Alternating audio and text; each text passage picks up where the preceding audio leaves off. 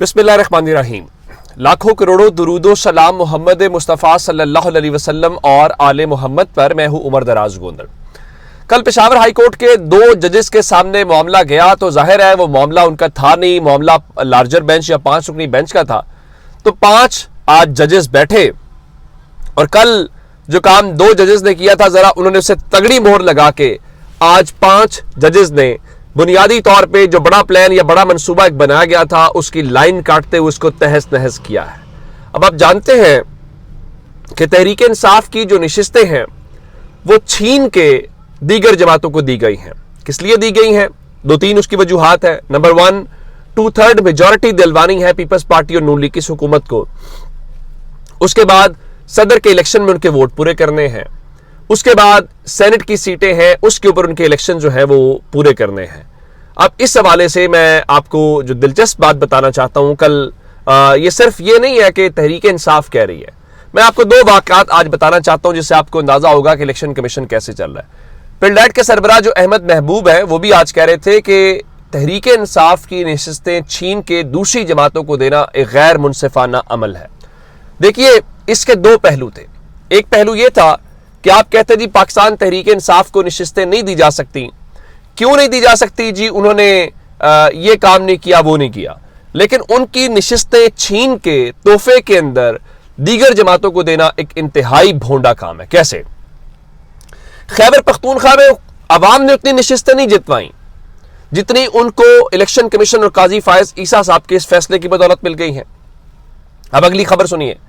मेरी आज एक पोलिंग स्टेशन के प्रिजाइडिंग ऑफिसर से मुलाकात हुई। मुझे वो बताने लगे उनके पोलिंग स्टेशन के ऊपर मुस्लिम लीग नून के उम्मीदवार को वोट पड़े थे 192 यानी 192। अब उनके पास अपने पोलिंग स्टेशन की फॉर्म 45 की एक कॉपी भी मौजूद थी। लेकिन उस हल्के में जो इलेक्शन कमीशन ऑफ पाकिस्तान ने फॉर्म 45 जारी किया है उसके मुताबिक उस पोलिंग स्टेशन के ऊपर मुस्लिम लीग नून का वोट 192 से बढ़ के 792 हो गया है। यानी वो जो 1 लिखा हुआ था उसको 7 बना दिया गया है।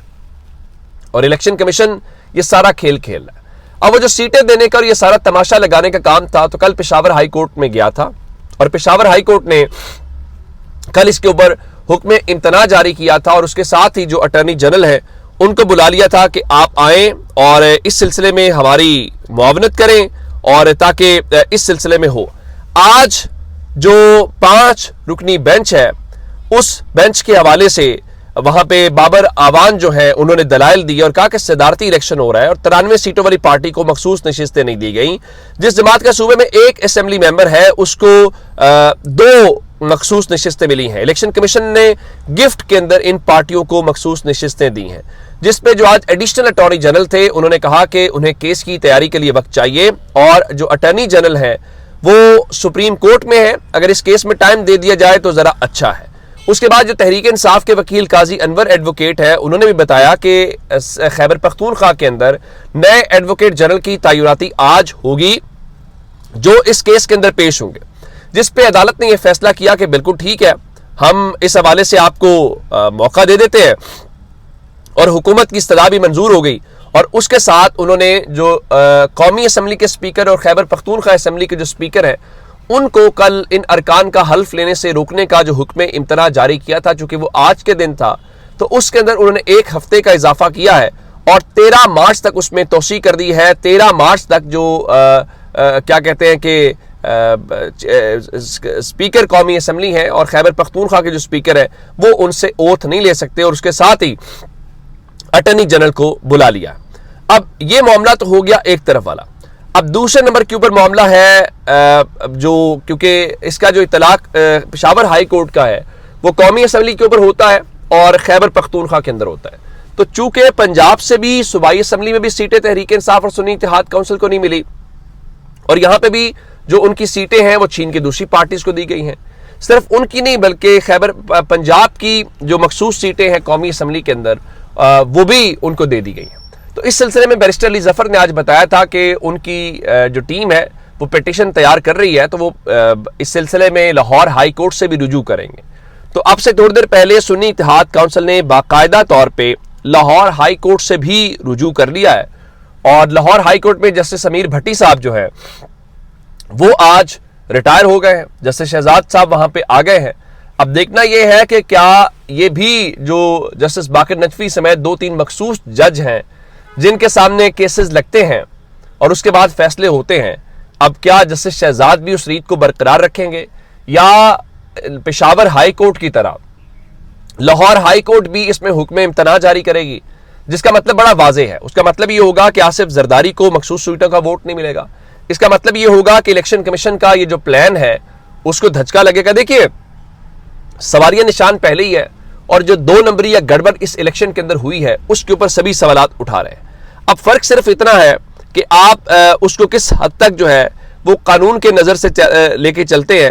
اگر تو آپ نے بالکل جیسے جگاڑ پروگرام کے اوپر باقی چلنا ہے تو پھر آپ کو کوئی روک نہیں سکتا. اور سچی بات تو یہ ہے, یہ وہ فیصلہ ہے جس کے اوپر الیکشن کمیشن کو بھی برا محسوس ہوتا ہوگا اگر وہ محسوس کریں کہ مثال کے طور کے اوپر ایک شخص ہے وہ ڈسکوالیفائی ہو جاتا ہے.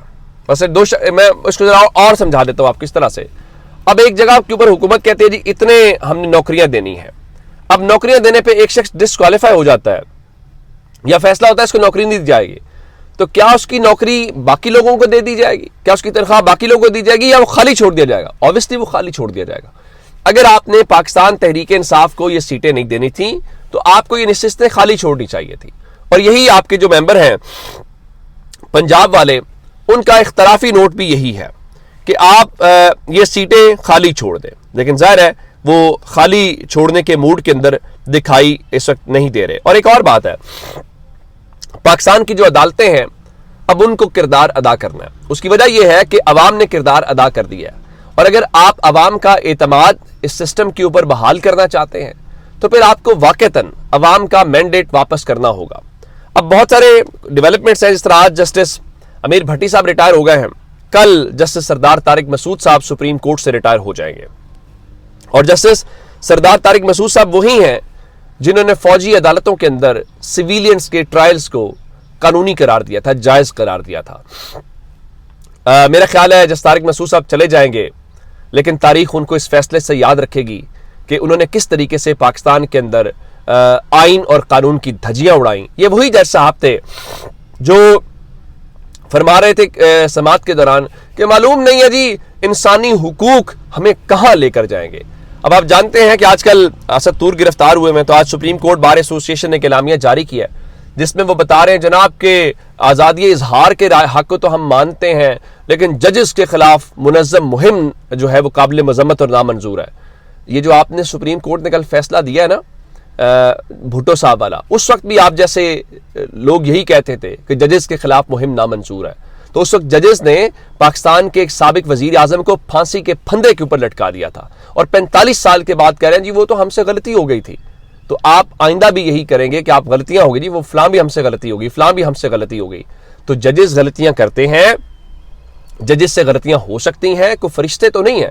تو اور آزادی اظہار رائے میں ذرا ایک اور اندازہ کیجئے نا, آج وہ اسد طور والے معاملے کے اوپر کہا گیا جی اسد طور جو ہیں چونکہ اسلام آباد ہائی کورٹ میں کیس لگا ہوا ہے, تو ان کا دیکھیں جی وہ انہوں نے یوٹیوب کے اوپر بات کی ہے تو ہم نے وہ ڈیوائس برآمد کرنی ہے. آپ اپنے اسد طور, عمران ریاض, ان سے ڈیوائسز برآمد کرتے رہیے گا, آپ اپنے لوگوں کے اوپر یہ سب کچھ کرتے رہیے گا.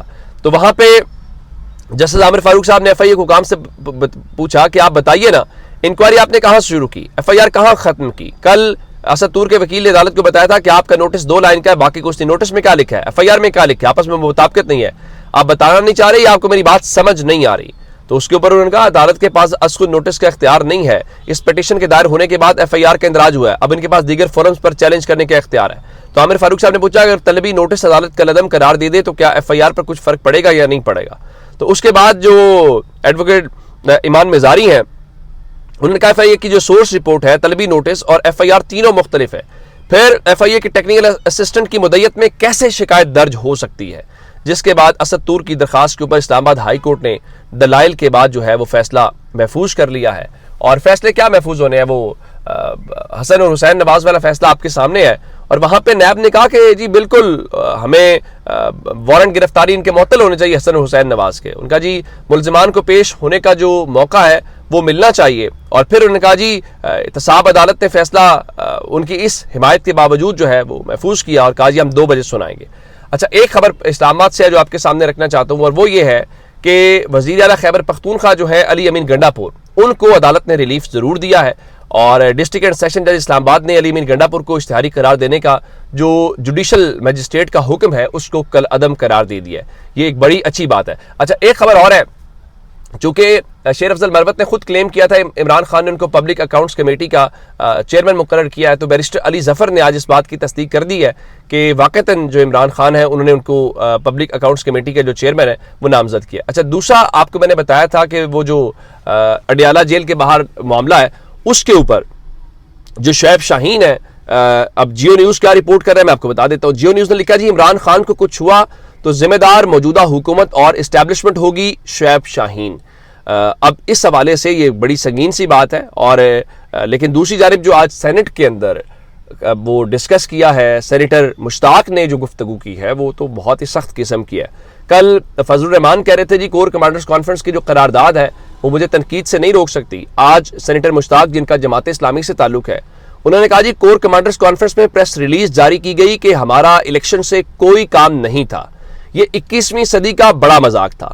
پریس ریلیز سے وضاحتیں نہ کرو، عمل سے اقدامات سے یہ ثبوت دیں کہ آپ کا سیاست اور الیکشن سے کوئی کام نہیں ہے۔ اب دیکھیے نا کہ یہ سارے وہ معاملات ہیں، ظاہر ہے کہ آپ کہیں گے کہ فوج ایک انسٹیٹیوشن ہے پاکستان کا، ایک دفاعی ادارہ ہے، ظاہر ان کو رہنا بھی چاہیے، لیکن اب فلور آف دی ہاؤس کے اوپر اور پریس کانفرنسز کے اندر، جلسوں کے اندر، کارن میٹنگز کے اندر جو پولیٹیکل لیڈرشپ سوالات اٹھا رہی ہے وہ سوالات بھی بڑے سنجیدہ ہیں۔ اسی لیے وہ جو بات سب کرتے ہیں کہ تمام سٹیک ہولڈرز کو بیٹھنا پڑے گا، اب رستہ نکالنا پڑے گا۔ پاکستان ایک جو ہے وہ بڑے بحران کے اندر ہے، اس بحران سے ہم پاکستان کو نہیں نکالیں گے تو کون نکالے گا؟ یہ بڑے اہم چیزیں ہیں جس پہ ہمیں غور کرنا چاہیے۔ اپنا بہت سارا خیال رکھیے گا۔ خدا حافظ۔